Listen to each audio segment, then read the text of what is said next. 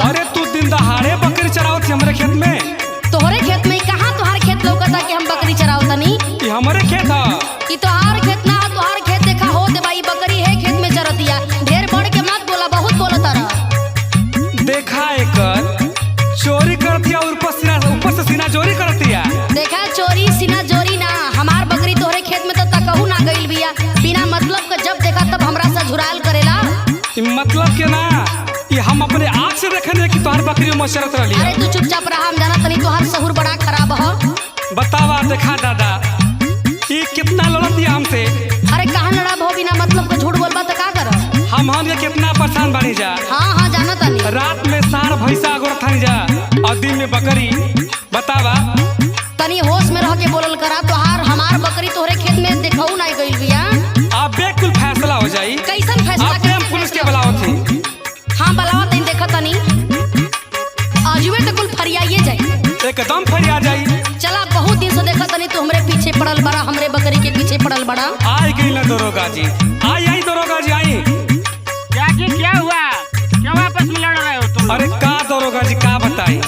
अरे दरोगा जी का बताई है, देख ले हमें वो लड़की जात बानी। आई इतना मनबड़ खेतिहर बाड़े, इतना मनबड़ खेतिहर बाड़े कि हमार बकरी भी नहीं के चरले बा, हमरा के काग झापड़ मारियो देले बाड़े। क्या जी ऐसा क्यों तो? अरे दरोगा जी पहले हमारी बात सुनी। बताओ बताओ। सुनिए दरोगा बाबू हमके कितना खरी। बोलो बोलो। सुनिए दरोगा बाबू हमके कितना खरी। चार गइल खेत हमर कुल एकर बकरी। चार गाइल अरे दरोगा बाबू एक नंबर के झूठा बा। चार गाइल खेत बोले कर बकरी। चार गाइल खेत। अरे दरोगा बाबू, बताओ बताओ। दरोगा साहब हम का बताई, देखा ई लइका बा ना। ऐसा क्यों की? अरे हम ऐसा काहे करब दरोगा बाबू? देखी ना हमार बकरी दूसरा के खेत में चरतिया। अब काहे कई दिन से हमरा से झगड़ा खोजता। अच्छा दरोगा साहब हमारे को बात सुनी ना, देखी हमरा साथे ही का कइले बा। सुनाओ सुनाओ। सुनी गलती न बाटे मोरा तबो चाटी मरल। गलती न बाटे तबो देखी चाटी मरल। बकरी हमार एकर खेत नाही चरल। बकरी हमार नहीं खेत एकर चरल। बकरी हमार नहीं खेत एकर चरल। बकरी हमार।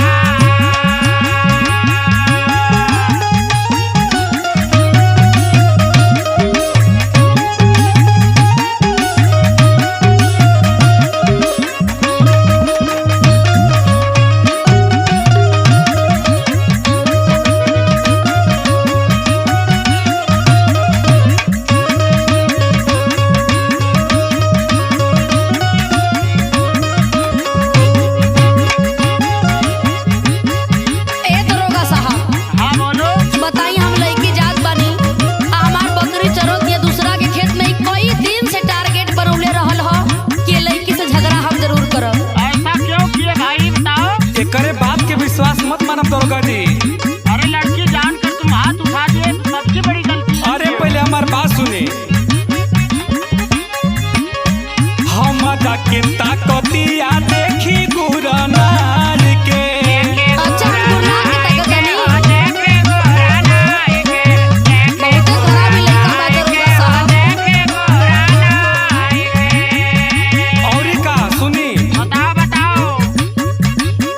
भागत रहे हम के दो गलावा बनार के। अरे ना दरोगा साहब, एक नंबर के झूठा बा। हम तो आगे राम से देखो बकरी ना देले बानी। नाई के तो गाला बाबा नाई के।